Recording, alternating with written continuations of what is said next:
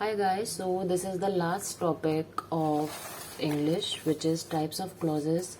This topic has already been done पर हमने सिर्फ आधा करा था जहाँ पे मैंने आपको इंडिपेंडेंट क्लॉज और डिपेंडेंट क्लॉज के बारे में बताया था. सो मैं आपको फिर से बताती हूँ. क्लॉज बेसिकली एक सेंटेंस का पार्ट होता है जिसमें सब्जेक्ट और वर्ब आती है, जैसे कि दिव्या ईट्स मैंगोज. ठीक है, यहाँ पे ये दिव्या आपका सब्जेक्ट है, ईट्स मैंगोज आपका प्रेडिकेट है और दिव्या ईट्स मैंगोज एक क्लॉज है. ठीक है, अब क्लॉज दो तरह का होता है, इंडिपेंडेंट क्लॉज और डिपेंडेंट क्लॉज. इंडिपेंडेंट क्लॉज को we also say main clause, dependent clause को we also can say subordinate clause. Independent clause या मेन क्लॉज में एक सब्जेक्ट और एक वर्ब होता है and this sentence can stand alone as a sentence. ठीक है, डिपेंडेंट क्लॉज या subordinate clause can not stand alone and this clause needs main clause for its meaning. ठीक है, जैसे कि I saw a man, he was crying. I saw a man अपने आप में कंप्लीट सेंटेंस है, इसीलिए हम इसको इंडिपेंडेंट क्लॉज या मेन क्लॉज कहेंगे. Also it has subject and verb, subject verb. ठीक है, ही वॉज क्राइंग इस पे डिपेंडेंट है तो इसीलिए ये एक डिपेंडेंट क्लॉज है. ठीक है, ही वॉज क्राइंग अपने आप में एक सेंटेंस है बट यहाँ पे कोई एक स्पेसिफिकली मेंशन नहीं है.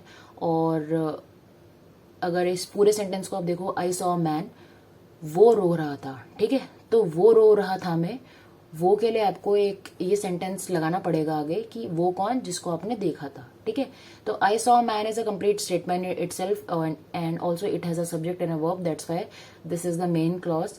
बट ही वॉज क्राइंग में आपका जो जिसको बोल रहे हो उसके बारे में ज़्यादा नहीं आप बता पा रहे हो और इसीलिए ये जो सेंटेंस है ये एक डिपेंडेंट क्लॉज है, इसको इंडिपेंडेंट क्लॉज का रिक्वायरमेंट है. ठीक है, एक और एग्जांपल देखो, he is crying but nobody noticed. ठीक है, सो अगर आप सिर्फ पिक करोगे this part of the sentence he is crying, so it is a sentence in itself. ठीक है, बट अगर you will pick this part but nobody noticed, ठीक है, तो ये एक सेंटेंस कंप्लीट नहीं है और it requires some initial which is he is crying, that's why it is a main clause but nobody noticed, that's why this part of the sentence is a dependent clause or subordinate clause. ठीक है, now dependent clause or subordinate clause can be divided into three types which is noun clause, adverb clause और adjective clause. ठीक है, तो अब ये तीनों क्या क्या होते हैं.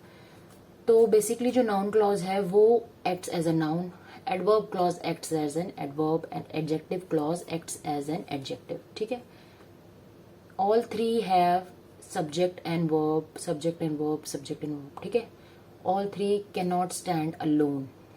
ठीक है, एग्जाम्पल क्या है नाउन क्लॉज का, I know where he is. ठीक है, सो नाउन क्लॉज वो है जहां पे आपको सब्जेक्ट और वर्ब मिल रहा है, वो पार्ट नाउन क्लॉज में आता है. ठीक है, क्योंकि आपको पता है कि आप किसके बारे में बात कर रहे हो. नाउन में हम जब किसी वस्तु, व्यक्ति, विशेष जगह वगैरह की बात करते हैं तो उसको हम नाउन कहते हैं. ठीक है, एडवर्ब क्लॉज जहाँ पे आप टाइम वगैरह के बारे में बता रहे हो, time, place, cause, purpose, result, condition, जो मैंने आपको पढ़ाए थे सिंपल एडवर्ब में 8-9 टाइप के थे जो. ठीक है, और एडजेक्टिव क्लॉज में जहाँ पे आप बात कर रहे हो एडजेक्टिव लगा के, जैसे कि I know who did this या हु डिड इट. ठीक है, जिसमें इंफॉर्मेशन आप बता पा रहे हो किसने करा था. ठीक है, बेसिकली आप एडजेक्टिव यूज कर रहे हो. ठीक है, तो ये आपके 2 मेन और 3 सब पार्ट्स हैं डिपेंडेंट क्लॉज के. और क्लॉज वैसे अपने आप में एक वैसा कुछ टॉपिक नहीं है बट ये बहुत इंपॉर्टेंट है जब अगर आपको इंडिपेंडेंट क्लॉज या मेन क्लॉज एक सेंटेंस में पूछ लिया जाए उसके लिए.